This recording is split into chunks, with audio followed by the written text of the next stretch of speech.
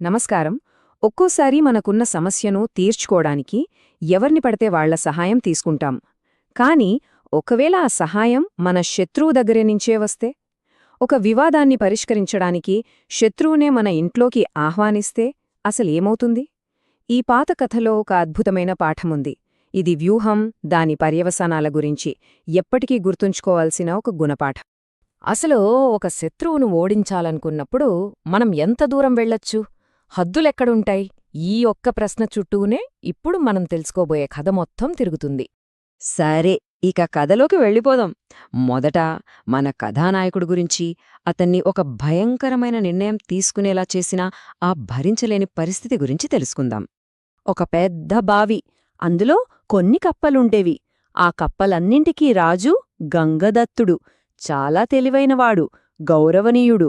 అంతా బాగానే ఉంది కాని అతనికొక పెద్ద తలనొప్పి ఉండేది. ఆ సమస్య ఎవరో కాదు, తన సొంత బంధువులే. వాళ్లకు గంగదత్తుడంటే విపరీతమైన అసూయ, అహంకారం. రోజూ ఏదో ఒక రకంగా అతన్ని అవమానించడం, చిన్న చిన్న గొడవలు పెట్టుకోవడం, ఎగతాళి చేయడం, ఇదే వాళ్ల పని. పాపం గంగదత్తుడి జీవితం నరకంలా మారిపోయింది. ఇక ఒకానొక దశలో గంగదత్తుడికి సహనం నశించిపోయింది. ఛీ, ఇంక నా వల్ల కాదు, రోజూ ఈ అవమానాలు భరించలేను, వీళ్లకెలాగైనా సరే గట్టిగా బుద్ధి చెప్పాలి అని నిర్ణయించుకున్నాడు. ఆ కోపం, ఆ ప్రతీకారేచ్ఛ అతన్ని ఒక చాలా ప్రమాదకరమైన దారివైపు నడిపించాయి. ఇక్కడ్నుంచే కథ చాలా ఆసక్తికరంగా మారుతుంది. గంగదత్తుడు తన సహజ శత్రువుతోనే ఒక డేంజరస్ డీల్ కుదుర్చుకుంటాడు. అదేంటో చూద్దాం. గంగదత్తుడు ముల్లును ముల్లుతోనే తీయాలి అనే పాత సామెతను నమ్ముకున్నాడు. కాని ఇక్కడ అతను చేసిన పొరపాటు ఏంటంటే, ఒక చిన్న ముల్లును తీయడానికి చాలా పెద్ద, విషపూరితమైన ముల్లును వాడుకోవాలని అనుకున్నాడు. అంటే ఒక చిన్న శత్రువును నాశనం చేయడానికి అంతకంటే చాలా శక్తివంతమైన శత్రువు సహాయం తీసుకోవడం. ఈ ఆలోచనే కథలో అసలు సమస్యకు కారణమైంది. ఇక గంగదత్తుడు నీరుగా ప్రియదర్శన్ అనే ఒక పాము దగ్గరికి వెళ్లాడు. వాళ్ల మధ్య సంభాషణ చూడండి ఎంత విచిత్రంగా ఉందో. నువ్వు నా స్నేహితుడివవ్వు అని గంగదత్తుడు ఆఫరిస్తే పాము ఏమందో తెలుసా? పిచ్చివాడివా? ప్రకృతి ప్రకారం నువ్వు నా ఆహారం, నిప్పు, గడ్డి ఎప్పుడైనా దోస్తులవుతాయా అని సూటిగా చెప్పేసింది. ఇదొక పెద్ద రెడ్ ఫ్లాగ్, ఒక హెచ్చరిక. కాని ప్రతీకారంతో రగిలిపోతున్న గంగదత్తుడు దాన్ని అస్సలు పట్టించుకోలేదు. కాని గంగదత్తుడు బ్రతిమాలేసరికి చివరికి ఆ పాము ఒప్పుకుంది. అయితే ఒక కండిషన్ పెట్టింది. సరే, నేనొస్తాను, కాని నువ్వు ఎవర్ని చూపిస్తే వాళ్లనే తింటాను అని చెప్పింది.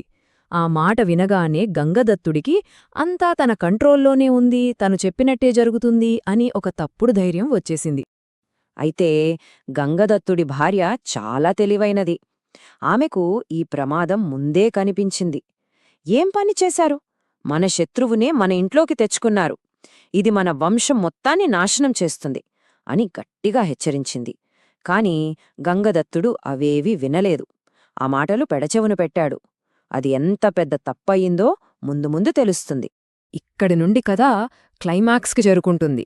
గంగదత్తుడు తెచ్చిపెట్టుకున్న ఆ సొల్యూషన్ అసలు సమస్య కంటే ఎంత ఘోరంగా మారిందో చూడబోతున్నాం. మొదట్లో అంతా ప్లాన్ ప్రకారమే జరిగింది. గంగదత్తుడు ఎవరెవర్ని చూపించాడో ఆ బంధువులందర్నీ పాము తినేసింది. తన శత్రువులంతా పోయాలని గంగదత్తుడు ఒక్క క్షణం విజయం సాధించానని మురిసిపోయాడు. కాని ఆ సంతోషం ఒక్కరోజు కూడా నిలవలేదు. శత్రువులందరూ అయిపోయాక పాము తన అసలు రంగు చూపించింది. గంగదత్తుడి దగ్గరికొచ్చి, ఇక ఈ బావే నా ఇల్లు, నాకు రోజూ ఆహారం కావాలి, నువ్వు పెట్టకపోతే నీ కుటుంబమే నా ఆహారం అని బెదిరించింది. అంతే, ఆ ఒక్క మాటతో గంగదత్తుడి చేతుల్లోంచి కంట్రోల్ మొత్తం జారిపోయింది. పరిస్థితి ఎంత వేగంగా చేయి దాటిపోయిందో చూడండి. మొదటి రోజు శత్రువులందరూ ఖాళీ. 10వ రోజు కల్లా పాము కొత్త డిమాండ్ పెట్టింది. 15వ రోజుకి కుటుంబంలో ఒకరిని బలి తీసుకుంది. ఇక 20వ రోజొచ్చేసరికి సర్వనాశనం. ఒక చిన్న తప్పుడు నిర్ణయం ఎంత పెద్ద విపత్తుకు దారితీస్తుందో కళ్లకు కట్టినట్టు చూపిస్తోంది ఈ టైంలైన్. పాపం గంగదత్తుడు కళ్లముందే తన కుటుంబ సభ్యులు ఒక్కొక్కరినీ ఆ పాము మింగేస్తుంటే ఏమీ చెయ్యలేక నిస్సహాయంగా చూడాల్సొచ్చింది. తనను హెచ్చరించిన భార్య, తన పెద్ద కొడుకు యమునదత్తుడు అందరూ తన కళ్లముందే బలైపోయారు. తను తీసుకున్న నిర్ణయం ఎంత దారుణమైన పర్యవసానాలకు దారితీసిందో అప్పుడు కాని అతనికి అర్థం కాలేదు. సరే, ఇప్పుడు కథ చివరి అంకానికి వచ్చేశాం.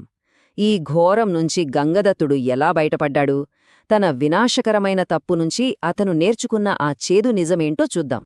ఒకరోజు ఏదో అవకాశం దొరకటంతో గంగదత్తుడు ప్రాణాలు అరచేతిలో పెట్టుకుని ఆ బావి నుంచి తప్పించుకుని పారిపోయాడు. ఇది గెలుపు కాదు, తన చేతులారా తనే సృష్టించుకున్న విపత్తు నుంచి పారిపోవటమంతే. అతని గుండె పశ్చాత్తాపంతో బరువెక్కిపోయింది. దూరంగా వెళ్ళిపోతూ గంగదత్తుడు తనలో తానే అనుకున్న మాటలు ఇవి: ఒక్కసారి దెబ్బతిన్నవాడు రెండోసారి చాలా జాగ్రత్తగా ఉంటాడు. ముఖ్యంగా ఆకలితో ఉన్నవాణ్ణి ఎప్పుడూ నమ్మకూడదు. ఇది అతను ప్రాణాలతో బయటపడి నేర్చుకున్న పాఠం. మొత్తంగా ఈ కథ నుంచి మనం గ్రహించాల్సిన 3 ముఖ్యమైన విషయాలున్నాయి. మొట్టమొదటిది, మనకంటే పెద్ద శక్తిని మన శత్రువు మీదకి ప్రయోగిస్తే అది ముందుగా మనల్నే నాశనం చేస్తుంది. రెండోది, సమస్యను పరిష్కరించడానికి శత్రువును ఇంట్లోకి పిలవడమంటే మన చేతులతో మనమే విషం తాగినట్టు. ఇక మూడోది చాలా ముఖ్యమైనది. నిజమైన తెలివి అంటే ప్రమాదకరమైన పొత్తులు పెట్టుకోవడం కాదు, మన బుర్రను ఉపయోగించి సమస్యలను మనమే పరిష్కరించుకోవడం. చివరగా ఈ కథ మన ముందు ఒక పెద్ద ప్రశ్నను ఉంచుతుంది. ఒక సమస్యను పరిష్కరించడానికి మనమెంచుకుంటున్న మార్గం అసలు ఆ సమస్య కంటే పెద్ద ప్రమాదాన్ని తెచ్చిపెడుతోందా? ఇది ప్రతి ఒక్కరూ తమ తమ జీవితాల్లో ఒక్కసారి ఆలోచించుకోవాల్సిన